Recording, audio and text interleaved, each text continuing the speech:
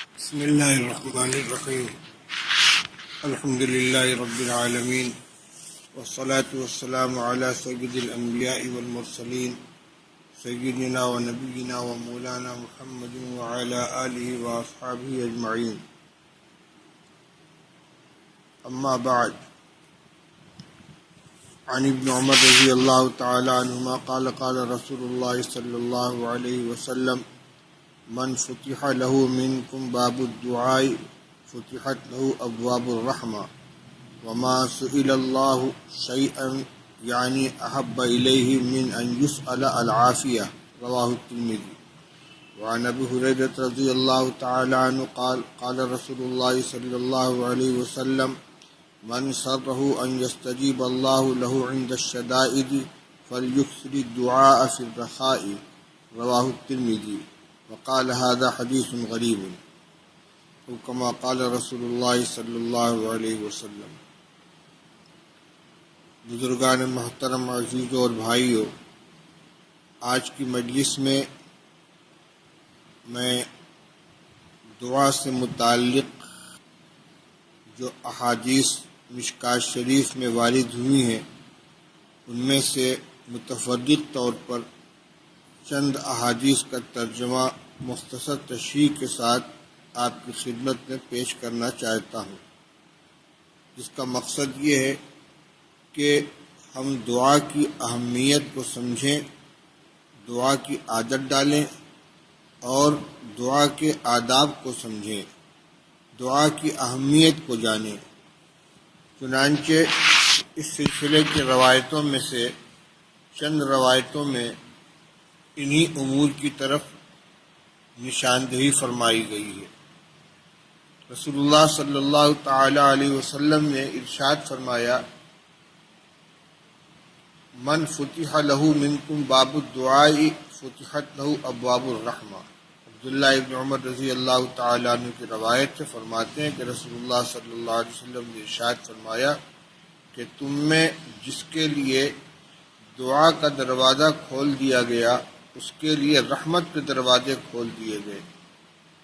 یعنی جس کو دعا کی عادت پڑ گئی، جس کو اللہ کی طرف سے دعا کی توفیق مل گئی، دعا سے دلچسپی ہو گئی، اس نے دعا کی عادت بنا لی، تو اس کے لیے گویا رحمت کے دروازے کھل گئے. یہ ہاتھ اٹھائے گا، اللہ سے مانگے گا اور اللہ تعالیٰ کی رحمت اس کے اوپر نازل ہوگی، اس کے مسائل حل ہوں گے. دعا میں کس چیز کو مانگا جائے؟ اپنی تمام چھوٹی بڑی ضرورتیں اللہ تعالیٰ سے مانگنی ہیں، لیکن آپ فرماتے ہیں کہ ما سئل اللہ شیئا یعنی احب الیہ من ان یسأل العافیہ. جتنی چیزیں اللہ سے مانگی جاتی ہیں ان میں اللہ تعالیٰ کو سب سے زیادہ یہ محبوب ہے کہ بندہ اللہ سے عافیت مانگے.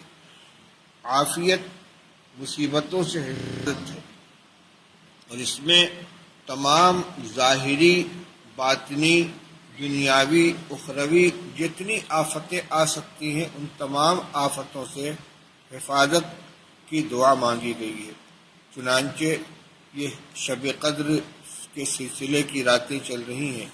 رسول اللہ صلی اللہ تعالی علیہ وسلم نے اس موقع پر جو دعا سکھلائی ہے، حضرت عائشہ رضی اللہ تعالی عنہ نے پوچھا کہ یا رسول اللہ، اگر مجھے معلوم ہو جائے کہ شب قدر کون سی ہے تو میں کیا دعا کروں؟ تو آپ نے فرمایا یوں دعا کرو: اللہم انک عفو تحب العفو فاعف عنی. اے اللہ، تو معاف کرنے والا ہے، معاف کرنے کو پسند کرتا ہے، مجھے بھی معاف فرما دے. اور اکثر دعاؤں میں عفو کے ساتھ عافیت کو بھی جمع کیا گیا ہے. اللہم انی اسألک العفو والعافیت فی الدنیا والآخرہ. اے اللہ، میں تجھ سے دنیا اور آخرت میں معافی اور عافیت کا سوال کرتا ہوں. عفو کا مطلب تو یہ ہوا کہ جو غلطیاں ہو چکی ہیں اللہ تعالیٰ انہیں معاف فرما دے، اور عافیت کا مطلب یہ ہے کہ آئندہ کے لیے مسائل سے، پریشانیوں سے، مشکلات سے اللہ تعالیٰ حفاظت فرمائے. چاہے ان مشکلات اور پریشانیوں کا تعلق انسان کے جسم سے ہو، بیماری سے ہو، چاہے تنگ دستی سے ہو، یا آنے والی کسی آفت سے ہو، دنیا سے ہو، آخرت سے ہو، تمام چیزوں سے عافیت اللہ سے کی جائے، اللہ تعالیٰ کو یہ دعا بہت زیادہ پسند ہے۔ دوسری روایت جو میں نے خطبے کے ساتھ پڑھی ابو ہریرہ رضی اللہ تعالیٰ عنہ کی، قال قال رسول اللہ صلی اللہ علیہ وسلم من سرہ ان یستجیب اللہ لہ عند الشدائد فلیکثر الدعاء فی الرخاء، رواہ الترمذی۔ ابو ہریرہ رضی اللہ عنہ فرماتے ہیں کہ رسول اللہ صلی اللہ علیہ وسلم نے فرمایا کہ جس کو یہ بات اچھی لگے، جو اس بات سے جس کو خوشی ہو کہ اللہ تعالیٰ مشکلات اور پریشانیوں کے وقت میں اس کی دعا کو قبول فرما لے، اس کو چاہیے کہ وہ خوشحالی اور کشادگی کے وقت میں خوب دعائیں مانگے۔ پریشانی کے وقت ہر آدمی ہاتھ اٹھاتا ہے، اپنی ضرورتیں اللہ سے مانگتا ہے۔ فرمایا رسول اللہ صلی اللہ علیہ وسلم نے کہ اگر یہ کوئی چاہتا ہے کہ پریشانی کے وقت میں جب وہ دعا کرے تو اللہ تعالیٰ اس کی دعا قبول کر لے، اس کی پریشانی کو دور کر دے، تو اس کو چاہیے کہ جب ہر طرح سے راحت ہو، بیماری بھی نہیں ہے، تنگ دستی بھی نہیں ہے، خوف بھی نہیں ہے، کوئی پریشانی نہیں ہے، اس وقت دعاؤں کی کثرت کرے۔ یعنی مطلب کا بندہ بن کر نہ رہے کہ جب پریشانی آئے گی تو اللہ کی طرف متوجہ ہوں گے، جب اللہ تعالیٰ ہر طرح کی پریشانی سے حفاظت فرما دے، نجات عطا فرما دے، خوشحالی بھی ہو، سکون بھی ہو، بے خوفی بھی ہو، امن بھی ہو، تو اس وقت اللہ کو بھول جائے، ایسا شخص مطلب کا بندہ ہے۔ تو فرماتے ہیں کہ اگر یہ چاہتے ہو کہ اللہ تعالیٰ مشکلات کے وقت میں تمہاری دعا کو قبول فرما لے تو خوشحالی اور کشادگی کے وقت میں کثرت سے دعا کیا کرو۔ وعنہ قال قال رسول اللہ صلی اللہ علیہ وسلم ادعوا اللہ وانتم موقنون بالاجابۃ واعلموا ان اللہ لا يستجیب دعاء من قلب غافل لاہن۔ رسول اللہ صلی اللہ علیہ وسلم نے فرمایا کہ اللہ سے دعا کرو اس بات کے یقین کے ساتھ کہ اللہ دعا کو قبول فرما لے گا، اور یہ یقین رکھو، یہ جان لو کہ اللہ تعالی غافل اور لہو میں مبتلا دل سے دعا کو قبول نہیں فرماتے۔ یعنی زبان سے جس طرح اللہ کی طرف متوجہ ہو، ہاتھ پھیلائے ہو، رخ قبلہ کی طرف کیے بیٹھے ہو، اسی طریقے سے دل بھی اللہ کی طرف متوجہ ہو۔ ایسا نہ ہو کہ دل میں غفلت ہے، کسی اور چیز کا دھیان ہے، ادھر ادھر کی باتیں سوچ رہا ہے، زبان سے صرف کلمات کو دہرا رہا ہے، یہ غفلت کی دعا ہے، اللہ تعالیٰ ایسی دعا کو قبول نہیں فرماتے۔ اب یہ جو دعاؤں کے آداب ہیں اس سلسلے کی چند باتیں آپ کے سامنے عرض کی جا رہی ہیں۔ رسول اللہ صلی اللہ تعالی علیہ وسلم ارشاد فرماتے ہیں کہ اذا دعا احدکم فلا یقل اللہم اغفر لی ان شئت ارحمنی ان شئت ارزقنی ان شئت وليعزم مسألته انہ یفعل ما یشاء ولا مکرہ لہ، رواہ البخاری۔ یہ روایت حضرت ابو ہریرہ رضی اللہ تعالی عنہ کی ہے۔ رسول اللہ صلی اللہ علیہ وسلم نے ارشاد فرمایا کہ جب تم میں سے کوئی دعا کرے تو یوں نہ کہے کہ اللہ اگر تو چاہے تو میری مغفرت فرما دے، تو چاہے تو مجھ پر رحم فرما، تو چاہے تو مجھے روزی عطا فرما، بلکہ اپنے سوال کو پختگی کے ساتھ مانگے، اصرار کے ساتھ مانگے، اللہ میری مغفرت فرما دے، مجھ پر رحم فرما، مجھے روزی عطا فرما۔ کیوں؟ فرمائے انہ یفعل ما یشاء ولا مکرہ لہ، اللہ جو چاہے گا وہ کرے گا، اسے کوئی مجبور کرنے والا نہیں۔ ہم جب یہ کہیں گے تو چاہے تو ایسا کر دے تو اس کے اندر سوال میں پختگی نہیں ہے۔ وعنہ قال قال رسول اللہ صلی اللہ علیہ وسلم اذا دعا احدکم فلا یقل اللہم اغفر لی ان شئت ولکن وليعظم الرغبۃ فإن اللہ لا يتعاظمہ شیء اعطاہ، رواہ مسلم۔ وہی مضمون اس کے اندر بھی ہے کہ جب تم میں سے کوئی دعا کرے تو یوں نہ کہے کہ اللہ تو چاہے تو میری مغفرت فرما دے، بلکہ قوت و پختگی کے ساتھ دعا مانگے، وَلْيَعْزِمْ الرَّغْبَةَ، پوری توجہ، پوری خواہش اور رغبت کے ساتھ دعا مانگے۔ یہ نہ سوچے کہ اتنی بڑی چیز مانگ رہا ہوں، کیوں؟ فَإِنَّ اللَّهَ لَا يَتَعَاظَمُ شَيْءٌ آتاہ، اللہ تعالیٰ کے نزدیک کوئی چیز بڑی نہیں ہے جو وہ بندے کو دے، اس کا خزانہ بہت کشادہ ہے۔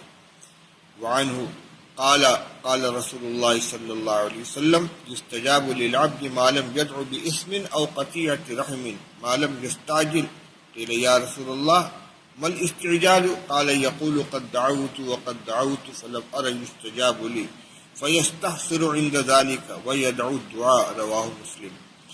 رسول اللہ صلی اللہ علیہ وسلم نے ارشاد فرمایا کہ بندے کی دعا قبول ہوتی رہتی ہے جب تک کہ وہ کسی گناہ کی یا قطع رحمی کی دعا نہ کرے اور جب تک کہ جلد بازی نہ کرے۔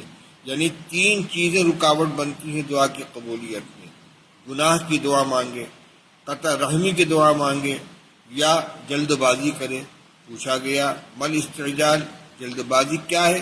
فرمایا کہ یوں کہنے لگے کہ میں نے دعا کی، پھر دعا کی، لگتا ہے کہ میری دعا قبول نہیں ہوگی، اور یہ سوچ کر تھک کر بیٹھ جاتا ہے اور دعا کرنا چھوڑ دیتا ہے۔ یہ نہ کرے، مانگتا رہے۔ اس بندے کا کام مانگنا ہے، اللہ جل شانہ عطا فرمانے والے ہیں۔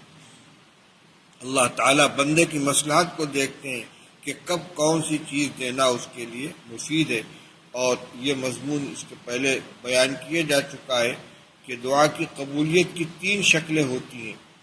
جو چیز بندہ مانگے اللہ تعالیٰ وہی چیز عطا فرما دے۔ نمبر 2، اس کے بدلے میں اس کوئی آنے والی مصیبت ٹال دیں۔ نمبر 3، اس کی دعا کا اجر و ثواب آخرت کے لیے محفوظ فرما دیں۔ تو ان تین چیزوں میں سے کوئی ایک چیز ضرور ملے گی، بشرطے کہ قطع رحمی، گناہ یا استعجال کے ساتھ وہ دعا نہ کی جائے، جیسا کہ پہلے آ چکا ہے۔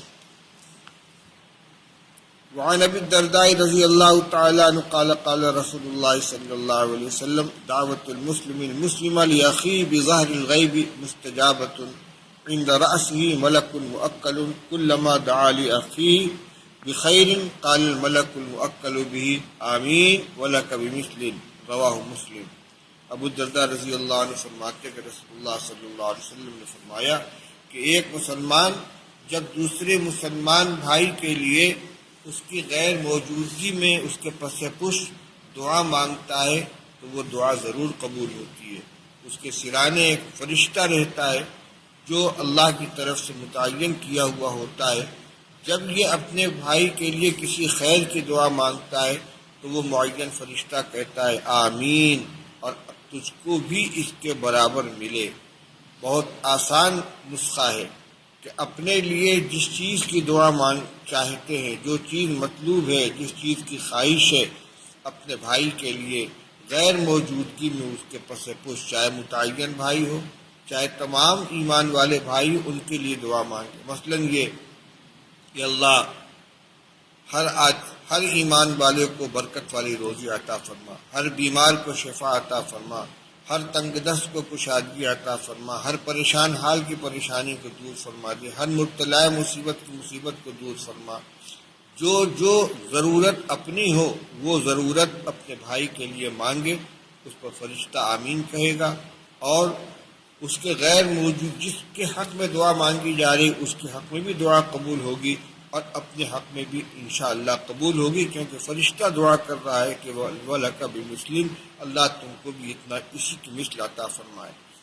وعن جابر رضی اللہ تعالی عنہ قال قال رسول اللہ صلی اللہ علیہ وسلم لا تدعوا على انفسكم ولا تدعوا على اولادكم ولا تدعوا على اموالكم لا توافقوا من الله ساعة يسأل فيها عطاء فيستجيب لكم رواہ مسلم۔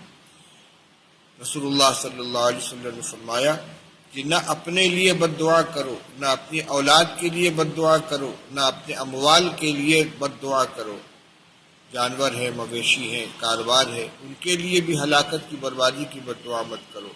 کہیں ایسا نہ ہو کہ اللہ کی طرف سے تمہاری دعا ایسی گھڑی میں جا پڑے کہ جس میں اللہ سے جو مانگا جاتا ہے وہ عطا فرما دیتا ہے، پھر تمہاری یہ دعا قبول ہو جائے۔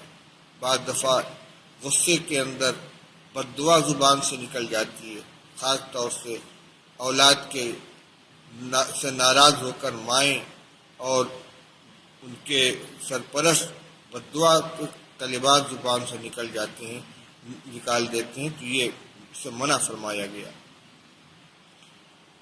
وعن النعمان بن بشیر رضی اللہ تعالیٰ عنہ قال قال رسول اللہ صلی اللہ علیہ وسلم الدعاء هو العبادۃ، رسول اللہ صلی اللہ علیہ وسلم نے فرمایا کہ دعا ہی عبادت ہے۔ اور پھر آپ نے یہ آیت تلاوت فرمائی کہ وقال ربکم ادعونی استجیب لکم ان الذین یستکبرون عن عبادتی سیدخلون جہنم داخرین، کہ اللہ تعالیٰ فرماتے ہیں کہ تم مجھ سے مانگو، مجھ سے دعا کرو، میں تمہاری دعا قبول کروں گا۔ پھر آگے فرمائے کہ وہ لوگ کہ جن کو میری عبادت سے عار معلوم ہوتی وہ جہنم میں ذلیل ہو کر داخل ہوں گے۔ حکم دیا جا رہا ہے دعا کرنے کا، اور آگے فرمائے کہ جن کو میری عبادت سے عار معلوم ہوتا ہے وہ جہنم میں جائیں گے۔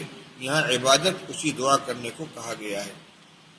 عن انس رضی اللہ تعالی عنہ قال قال رسول اللہ صلی اللہ علیہ وسلم الدعاء مخ العبادہ رواہ الترمذی، رسول اللہ صلی اللہ علیہ وسلم نے فرمایا کہ دعا تو عبادت کا گودا ہے، عبادت کا مغز ہے۔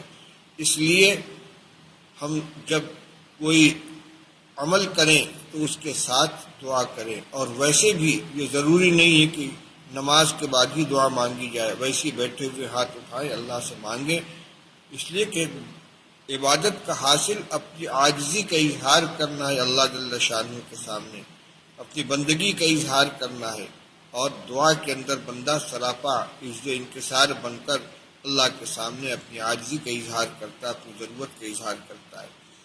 عن ابی ہریرہ رضی اللہ تعالیٰ عنہ قال قال رسول اللہ صلی اللہ علیہ وسلم لیس شیء اکرم علی اللہ من الدعاء، رسول اللہ صلی اللہ علیہ وسلم نے فرمایا کہ اللہ تعالیٰ کو دعا سے زیادہ کوئی چیز محبوب نہیں ہے۔ سب سے زیادہ اللہ کے نزدیک بندوں کے عمل میں محبوب عمل دعا ہے۔ وعن سلمان فارسی رضی اللہ تعالیٰ عنہ قال قال رسول اللہ صلی اللہ علیہ وسلم لا يرد القضاء الا الدعاء ولا يزيد في العمر الا البر، رسول اللہ صلی اللہ علیہ وسلم نے فرمایا کہ تقدیری فیصلے کو دعا کے علاوہ کوئی چیز نہیں ٹال سکتی، اور عمر کے اندر اضافہ والدین کے ساتھ حسن سلوک کے علاوہ کوئی چیز نہیں کر سکتی۔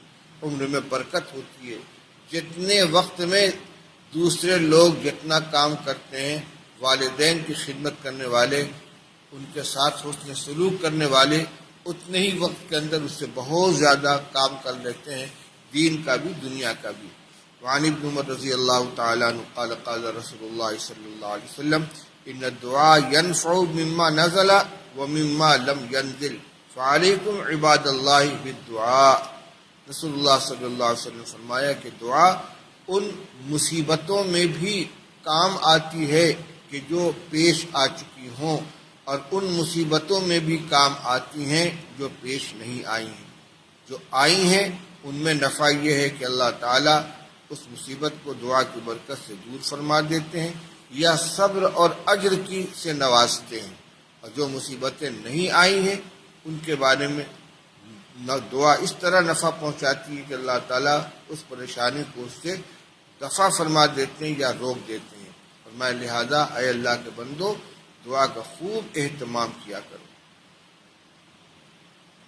عن جابر رضی اللہ تعالیٰ عنہ قال قال رسول اللہ صلی اللہ علیہ وسلم ما من احد يدعو بدعاء الا اتاه الله ما سأل او كف عنه من السوء مثله ما لم يدعو باسم او قطيعة رحم، رواه الترمذی، رسول اللہ صلی اللہ علیہ وسلم نے فرمایا کہ تم میں سے جو بھی دعا مانگتا ہے اللہ تعالیٰ اس کو وہی چیز عطا فرما دیتے ہیں جس کا وہ سوال کرتا ہے، یا اتنی ہی پریشانی اس سے روک لیتے ہیں، بشرطے کہ وہ کسی گناہ یا قطع رحمی کی دعا نہ مانگے۔ وعن ابی ہریرہ رضی اللہ تعالیٰ عنہ قال قال رسول اللہ صلی اللہ علیہ وسلم من لم يسأل اللہ یغضب علیہ، رواہ الترمذی، رسول اللہ صلی اللہ علیہ وسلم نے فرمایا کہ جو اللہ سے دعا نہیں مانگتا، اللہ سے سوال نہیں کرتا، اللہ تعالیٰ اس سے ناراض ہو جاتے ہیں۔ عجیب بات ہے، دنیا میں اگر کسی سے کوئی چیز مانگی جائے تو وہ ناراض ہوتا ہے، اگر بار بار سوال کیا جائے تو اور زیادہ ناراض ہوتا ہے، اور اللہ جل شانہ کا معاملہ یہ ہے کہ بندہ اگر نہ مانگے، ہاتھ نہ پھیلائے، دعا نہ کرے تو اللہ تعالیٰ ناراض ہوتے ہیں۔ اس ایک طرح سے یہ عملاً استغنا کا اظہار ہے، بندہ محتاج ہو کر اللہ کے سامنے ہاتھ نہ پھیلائے، سوال نہ کرے، یہ بندگی کے خلاف ہے۔ اس لیے فرمایا کہ جو بندہ دعا نہیں کرتا اللہ تعالیٰ اس سے ناراض ہو جاتے ہیں۔ دعا میں کیا چیزیں مانگنی چاہیے؟ ابھی تذکرہ آیا کہ اللہ تعالیٰ سے عافیت مانگی جائے، مصیبتوں سے حفاظت مانگی جائے۔ اس کے علاوہ حدیث میں آتا ہے عن عائشہ رضی اللہ تعالیٰ عنہ قالت کان رسول اللہ صلی اللہ علیہ وسلم یستحب الجوامع من الدعاء ویدع ما سوا ذلک۔ رسول اللہ صلی اللہ علیہ وسلم جامع دعا کو پسند فرماتے تھے اور اس کے علاوہ کو ترک فرما دیتے تھے۔ جامع دعا کیا ہے؟ بخاری شریف کی روایت ہے کہ رسول اللہ صلی اللہ علیہ وسلم زیادہ تر یہ دعا فرماتے تھے ربنا آتنا فی الدنیا حسنۃ وفی الآخرۃ حسنۃ وقنا عذاب النار۔ اے اللہ ہمیں دنیا کی بھی بھلائی عطا فرما اور آخرت کی بھی بھلائی عطا فرما اور جہنم کے عذاب سے ہمیں بچا لے۔ بہت عام دعا ہے، بڑی مختصر دعا ہے لیکن انتہائی جامع ہے۔ دنیا کی بھی ہر خیر کی دعا مانگی گئی ہے اور آخرت کی بھی ہر خیر کی دعا مانگی گئی ہے اس میں، اور جہنم کے عذاب سے پناہ مانگی گئی ہے۔ وعن عبداللہ بن عمرو رضی اللہ تعالیٰ عنہ قال رسول اللہ قال رسول اللہ صلی اللہ علیہ وسلم ان اسرع الدعاء اجابۃ دعوۃ غائب للغائب۔ رسول اللہ صلی اللہ علیہ وسلم نے فرمایا کہ سب سے تیز قبول ہونے والی وہ دعا ہوتی ہے جو ایک غائب دوسرے غائب کے حق میں کرتا ہے، غیر موجودگی میں۔ لوگ ایک دوسرے سے دعاؤں کی درخواست کرتے ہیں، کبھی خط کے ذریعے، کبھی فون کے ذریعے، کبھی ملاقات کے ذریعے۔ تو جب دعا مانگنے کے لیے بیٹھے تو ایک دعا اس میں یہ بھی کر لیں کہ اللہ مجھ سے جن جن لوگوں نے اپنی ضرورتوں کے لیے دعا کی درخواست کی ہے، دعا کی گزارش کی ہے، اے اللہ تو ان سب کی ضرورتیں پوری فرما۔ حضرت شیخ الحدیث رحمۃ اللہ علیہ فرمایا کرتے تھے کہ میں اپنی دعا میں خاص طور سے ان لوگوں کے لیے دعا کرتا ہوں کہ جن کا میرے اوپر کسی طرح کا احسان ہے۔ اس لیے دعا میں عموم ہونا چاہیے۔ دعا کریں پہلے اپنی ذات کے لیے، اے اللہ میری مغفرت فرما دے، مجھ پر رحم فرما، میری والدین کی مغفرت فرما دے، میرے تمام اعزاء و اقربا کی مغفرت فرما دے، جو زندہ ان کی مغفرت فرما دے، جو دنیا سے جا چکے ان کی مغفرت فرما دے، تمام ایمان والے مردوں اور عورتوں کی مغفرت فرما دے، اور اس کے بعد اور دائرے کو وسیع کرے اور اس میں کہے کہ اللہ جن جن لوگوں کے میرے اوپر کسی طرح کے احسانات ہیں، جانی مالی جاہی، انہوں نے اپنے مال کے ذریعے مدد کی ہو، عمل کے ذریعے مدد کی ہو، اپنے حیثیت کے ذریعے میری مدد کی ہو، اے اللہ ان سب کی